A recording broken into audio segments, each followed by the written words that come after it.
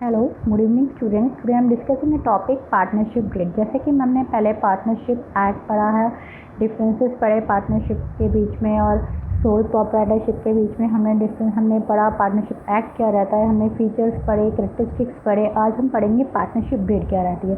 तो बेटा जैसे आपने पढ़ा होगा कि पार्टनरशिप ग्रिड एक रिटन डॉक्यूमेंट रहता है जो उन पार्टनर्स आपस में बनाते हैं, जिसको वो ये सब बातों को वो बताते हैं कि जिसको वो फॉलो करेंगे, जिसके हिसाब से वो अपने पूरे टाइम अपनी फॉर्म में काम करेंगे और जो भी उस ग्रिड में लिखा जाएगा वो उसको ही फॉलो करेंगे। तो वो first step is name and addresses of the company. भाई हमारी कंपनी का नाम क्या रहेगा और इसके एड्रेस, कंपनी रहेगी किस जगह। नेचर ऑफ बिजनेस, किस टाइप का बिजनेस करने वाली है हमारी कंपनी, उसका नाम बताया जाएगा। किस प्रकार का बिजनेस रहेगा, वो मैन्युफैक्चरिंग इंडस्ट्री रहेगी, केमिकल इंडस्ट्री रहेगी, किस प्रकार की रहेगी। Okay. Third point is number of members. अब कितने बंदे पार्टनरशिप में काम करें, 2 हैं, 3 हैं, 4 हैं, उनका नाम रहेगा। How much capital they have invest, कौन सा बंदा कितनी कैपिटल्स में लगा रहा है। फिर इंटरेस्ट एंड कैपिटल, जो कैपिटल वो लगा रहा है उसमें को कितनी % इंटरेस्ट मिलेगा। अगर वो कुछ ड्राइंग्स करता है तो कितना इंटरेस्ट पड़ेगा, वो सारी चीज़ें उसमें वो डिस्कस करेगा। फिर date of commitment of partnership, कौन सी डेट ऑफ कमिटमेंट रहेगी उनकी पार्टनरशिप को लेके। उसके बाद में rules and regulation which is related for the partnership firm, जो भी उनकी पार्टनरशिप फर्म रहेगी उसमें किस प्रकार के रूल्स एंड रेगुलेशन बनाए जाएंगे, जिसमें वो अपने अकाउंटिंग एंड ऑडिटिंग की डेट्स को डिसाइड करेंगे। ओके। उसके बाद में आया salary, commission and is there any other queries. जो भी सैलरी पे अगर कोई पार्टनर, 3 पार्टनरों में से कोई एक बंदा पार्टनर जो उस कंपनी में जो फर्म जो वो लोग बनाया है उसमें 3 पार्टनर हैं, उनमें से एक इंजीनियरिंग डिपार्टमेंट का बंदा है जो उसमें इंजीनियरिंग का काम भी करेगा एज वेल एज पार्टनर भी रहेगा, क्योंकि उसने कैपिटल लगाई है। तो उसको कितनी सैलरी दी जाएगी वो भी उस पार्टनरशिप में डीड में डिसाइड रहेगा।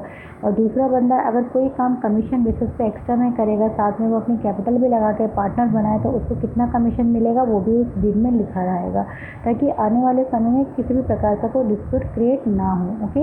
उसके बाद में rights and duties and liabilities of the partner. अगर 3 पार्टनरशिप में कोई बिजनेस फर्म बनाई गई है तो तीनों की क्या राइट्स रहेंगे, क्या ड्यूटीज़ रहेंगी, क्या लायबिलिटीज रहेंगी, सब चीज़ 1 to all क्लियरली उसमें डिफाइन की जाएगी। Okay.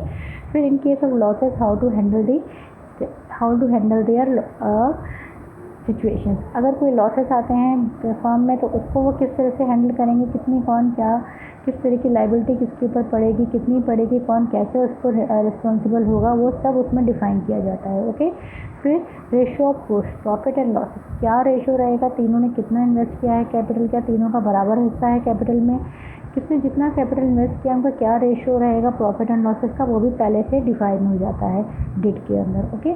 Settlement of accounts on the, अगर इन केस हमारी फर्म बंद होती है तो किस तरह से हमारे अकाउंट सेटल किए जाएंगे वो सब उसमें क्लियरली डिसाइड होता है। Method should be clarified in case of settlement of disputes among the partner. अगर कोई डिस्प्यूट होता है फर्म में तो उसको किस तरह से सेटल किया जाएगा, उसका भी डिसीजन, उसका भी एक डिस्कशन उस डीड में दिया गया रहता है। उसके साथ ही साथ अगर हमारे साथ ऐसा होता है कि कोई पार्टनर की डेथ हो जाती है तो पार्टनर के जो रेशियोज हैं वो कैसे कन्वर्ट होंगे, किस तरह से चेंज होंगे, या कोई पार्टनर रिटायरमेंट ले लेता है या कोई पार्टनर छोड़ के जाना चाहता है पार्टनरशिप को, तो किस तरह से उसमें कौन से प्रोसीजर को फॉलो किया जाएगा। नेक्स्ट लास्ट पॉइंट, किस तरह से हमारी अकाउंटिंग होगी, उसके बाद में जो भी ऑडिटिंग होगी वो साल में किस तरह से कितनी बार की जाएगी, ताकि हमारे सारे ही अकाउंट से रिलेटेड जो मैटर्स हैं वो ईजिली सॉर्ट आउट होते रहें।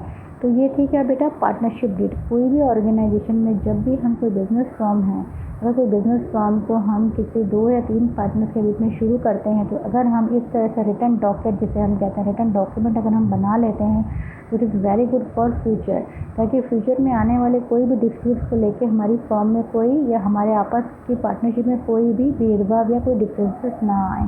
This is a very important question, it always ask in your exam कि what is a partnership deed, या क्या क्या पॉइंट्स को आप पार्टनरशिप डेट में जानते हैं, तो आप बताइए। तो इस तरीके का जो मैंने आपको बताया है पार्टनरशिप डेट, मैंने आपको बहुत सिंपल वे में अच्छे से समझा दिया है। और मैं इसमें फिर भी आपको कोई प्रॉब्लम आती है तो please ask on my comment box. Thank you.